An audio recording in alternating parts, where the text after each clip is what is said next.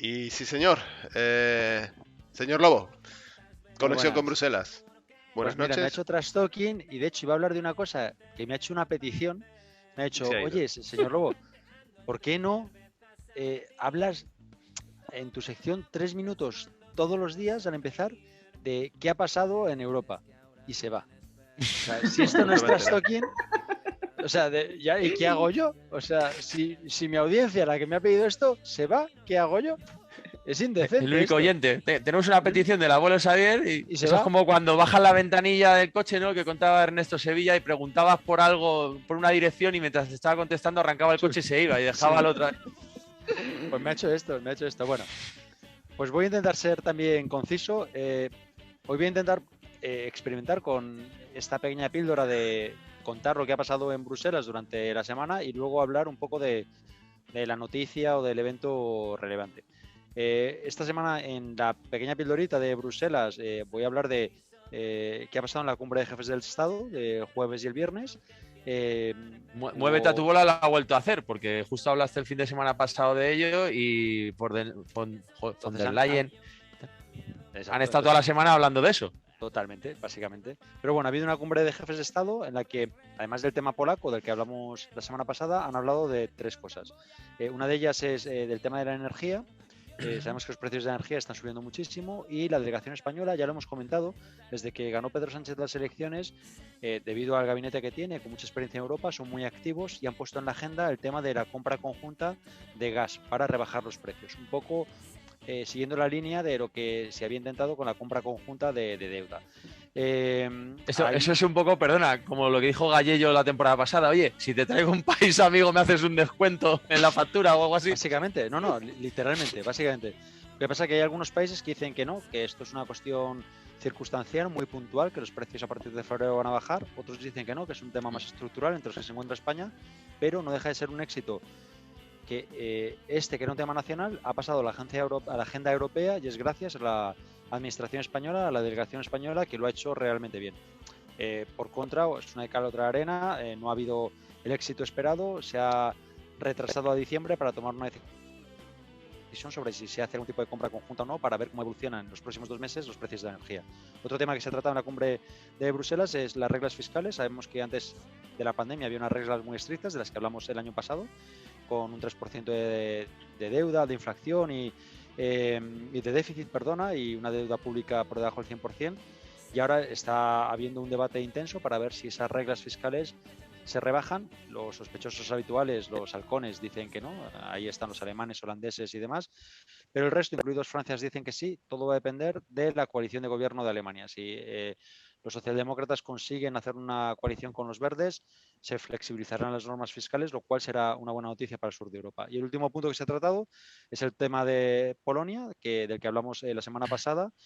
El Consejo es muy cauto. De hecho, no se ha incluido en las conclusiones de la cumbre.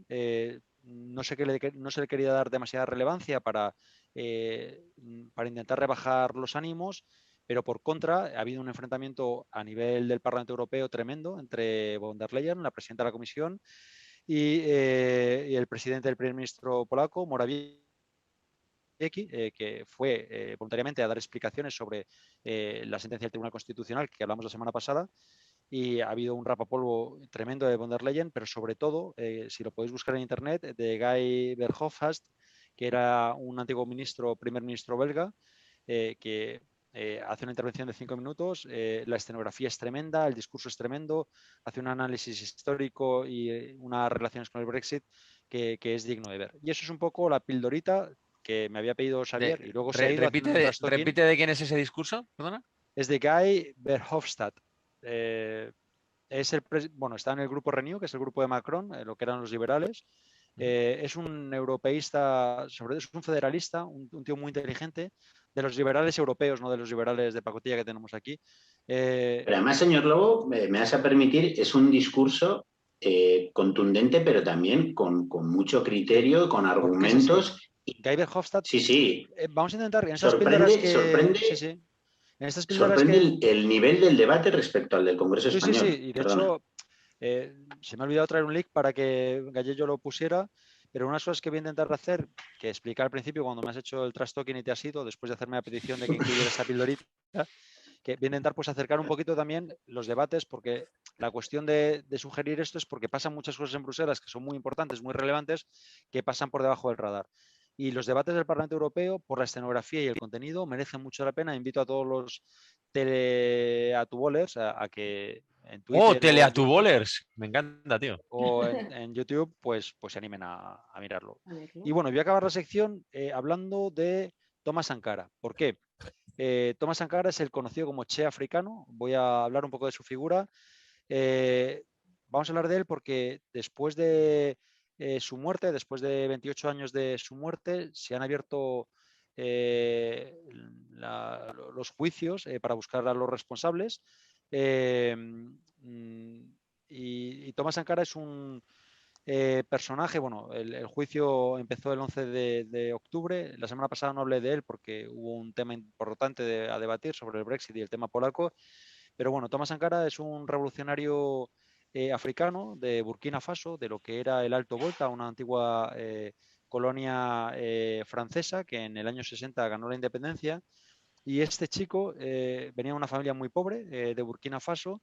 De hecho, señor Lobo, fue él quien cambió el nombre al país. Ahora lo vamos a ver. Era un hombre que venía de una familia muy, muy pobre, pero era un chico que despuntó. Era muy inteligente y tenía una formación cristiana muy sólida. Era un cristiano de base que creía en los valores cristianos y en esa época había dos caminos. Él quería ser médico, pero por falta de recursos. Es interesante que quería ser médico como lo fue el Che, pero por falta de recursos había dos vías para los chavales inteligentes: o hacerte cura o ir al ejército. Él decidió ir al ejército y en el ejército tuvo la suerte de que había unos formadores que tenían una base muy marxista y que les daban formación militar, pero sobre todo formación ideológica. Coincidía con la época postcolonial, gente que se formó en la URSS, que se formó en Libia, que se formó en Cuba, y daban un proceso de ideologización. Y él cayó en manos de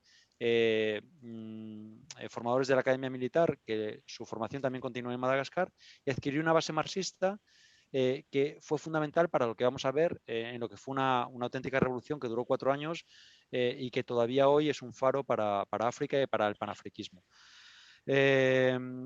Thomas Sankara en su formación militar fue ascendiendo hasta que llegó a ocupar ciertos cargos cargos públicos en gobiernos anteriores al suyo. Los dejó criticando fuertemente los giros autoritarios o las corruptelas.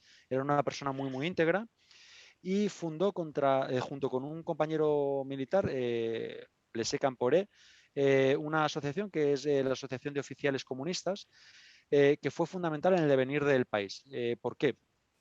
Thomas Sankara empezó a adquirir mucho protagonismo en la vida de Burkina Faso, empezó a tener muchas relaciones, sobre todo con Gaddafi, que quizás no lo conocemos, pero tenía una base muy socialista y los primeros años de la revolución libia son años de unos avances sociales significativos y el joven Thomas Sankara bebió mucho de Gaddafi. Y fue adquiriendo un protagonismo en la vida pública y política de Burkina Faso cada vez más importante. Llegó un momento que adquirió tal protagonismo que le encarcelaron y eso llevó a una sublevación popular que aprovechó su compañero Blaise Compaoré para dar un golpe de Estado. Un golpe de Estado que fue exitoso y que llevó a Thomas Sankara con 33 años a ser el presidente del país. La primera decisión que tomó el joven Thomas Sankara fue cambiar el nombre del país. Era el Alto Volta, era una antigua... Se había conservado el nombre de la colonia francesa y lo cambió al nombre de Burkina Faso, que significa patria de los hombres íntegros. Y es un nombre muy bonito porque él decidió que había que gobernar con el ejemplo.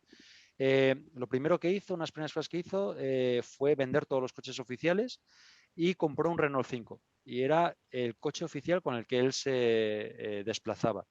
También estableció normas muy severas contra el nepotismo y la corrupción, pero sobre todo contra el nepotismo, y ningún familiar de la cúpula tenía permiso a tener ningún puesto gubernamental. Y de hecho, cuando él murió, 4 años después, como veremos de forma trágica, lo único que tenía era una hipoteca y 3 bicicletas. Eran todas sus propiedades. Y su madre seguía trabajando en una tiendita de comestibles. Era un hombre realmente íntegro, lo que le hizo ganar una fama en el pueblo y que ha trascendido a su muerte y que sigue siendo un faro en el que se miran muchos jóvenes africanos que quieren un cambio socialista para África. Por eso también este panafricanismo,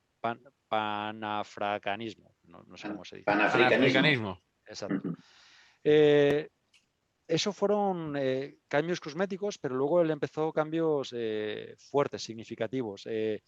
Unos cambios más claros, muy Se me ha asemejanza a ocurrido la un Revolución chiste, lo Cubana. siento, se me ha ocurrido un chiste.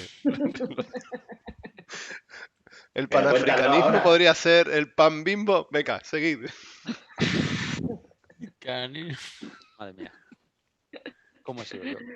Pan bimbo. Bueno, Venga, adelante. uno de los cambios más significativos que hubo, siguiendo un poco el paradigma de la Revolución Cubana, fue a nivel educativo. Hizo una campaña de alfabetización tremenda.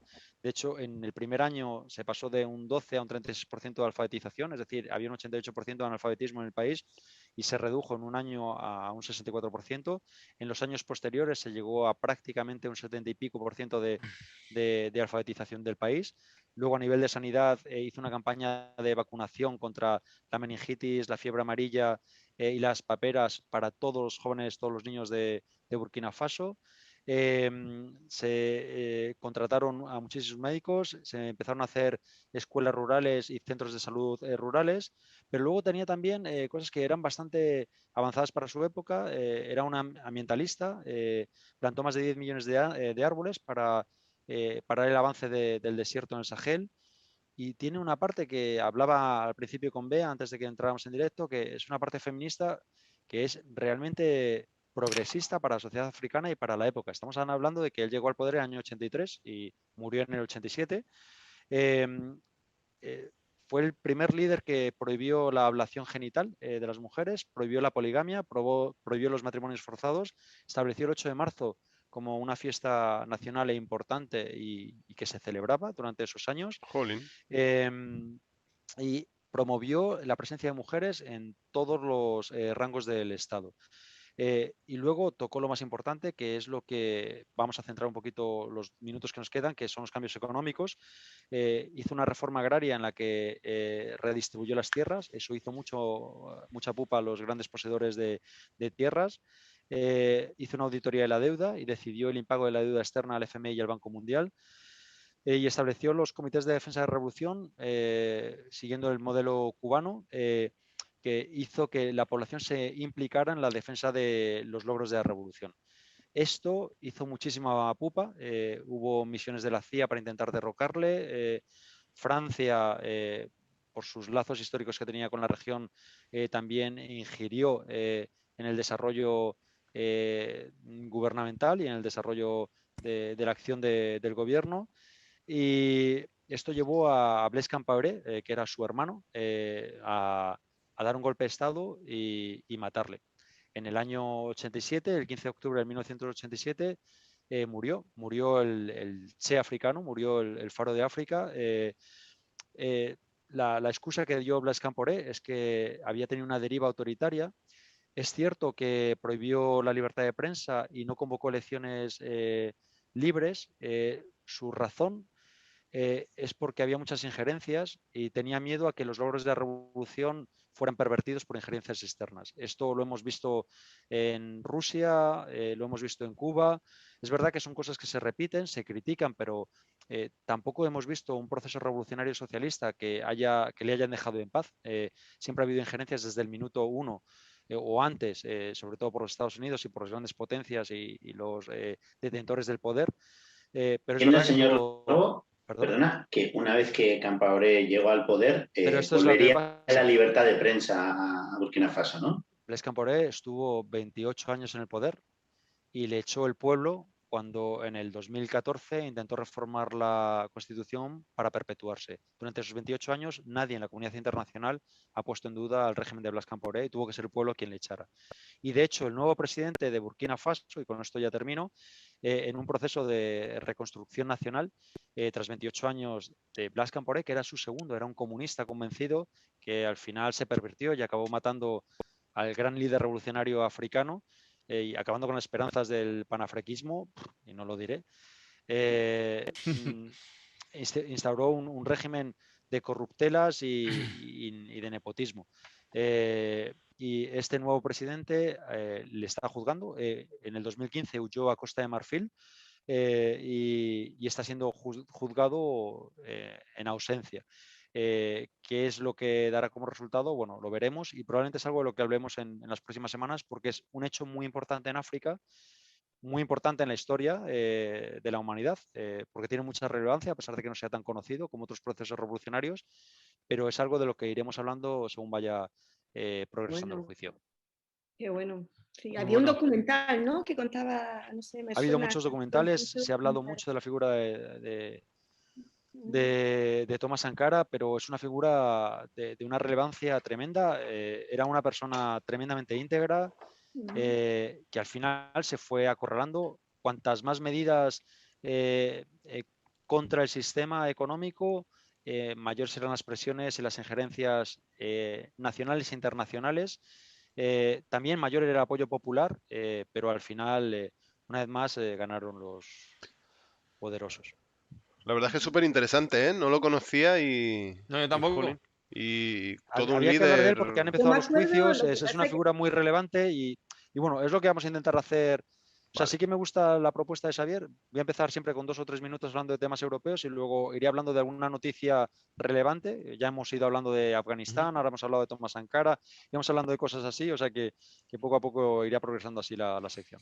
Muy Y yo bien. me acuerdo un poco de esto, de la traición que le hizo su compañero, ¿no? Y Sí, Blas cómo Camporé. De hecho, 15 días antes de Camporé, morir, como que él no se lo 15 días antes de esperaba. morir pero hay una entrevista en la BBC que se lo dicen abiertamente, dicen, tu entorno, todo el mundo dice que desconfíes de Blas Camporé, de tu segundo, de tu y él no primer quería, ministro. ¿no? Ujú. Y él dijo que él no podía desconfiar de él porque era su hermano. Y las tropas que mataron a Thomas Sankara fueron tropas lideradas por Blas Camporé y es quien está siendo juzgado. ¿Quién estaba detrás de Blas Camporé y por qué le han dejado 28 años hacer y deshacer lo que ha querido? Pues bueno, eso quizás nunca se sepa, aunque todos lo sospechamos quiénes son. Ujú. Y ahí la dejas, como en plan, para quien lo quiera saber. Para quien quiera saber también, la Real ha metido un segundo gol. No sé si eso... No, ¿en serio? Sí, hombre, claro que sí. Eso no lo sabía. Sí, hombre, sí, sí. O sea, quiero decir, Porque estabas hay que estar a escuchándome. todo. Por Hay que supuesto, estar a todo. claro. El trash talking tiene un No, no, límite. eso estoy hablando en serio. ¿No? Isaac. Pero, es que es verdad. Sí, que siempre, que O sea, siempre. o sea, ha sido tan interesante el señor Lobo que ha conseguido que el abuelo Xavier deje de ver el partido de la Real. No, voy a decir más, y es cierto, no solo ha conseguido que deje de verlo, ha conseguido que me olvide del partido. Ese es Qué un bonito. amigo, vaya piropo. Qué trash Vaya talking tan piropo. bonito me has hecho ahí. Talking positivo. Me sonrojo. Bueno. Sí, sí. Gentes, amigos, atubolers, como venía diciendo hace un rato. Bueno, de hecho, espera, perdona. Sí. La semana que viene o en el próximo programa, el abuelo Xavier contará una anécdota con un trash talking muy parecido a esto que le ha hecho hoy el abuelo Xavier. Sí, puede ser, puede ¿A que ser. sí? Es una de las opciones que ya hablamos en su día de ella. Podría Sí, ser. sí, Vamos sí. a dejarlo en Me ha cliffhanger. gustado. Quedaros con esta Cliffhanger. idea. Quedaros con esta idea de lo que le ha hecho aquí al final el abuelo Xavier al señor Lobo. Contará una anécdota muy bonita. Trash talking. No sé, a lo mejor sacamos este trocito de vídeo antes de vuestra próxima sección y así lo Eso es. recordamos, ¿vale? Oh. Me ha gustado eso. ¿Ves? Por eso es el presentador aquí, el señor Gallello. ¿eh? El presentador, el director, el Yo que creía que me iba a ir a la cama antes, Pues habéis no, hecho lo esto no se posible acaba hoy. para que me Al vaya final a te la vas a ir a cama. la cama a la hora que tú has querido, porque ha terminado el programa con tu sección y has estirado a 19 minutos el No, conexión no, con he acabado Bruselas. en 15 minutos. Estos 4 minutos han sido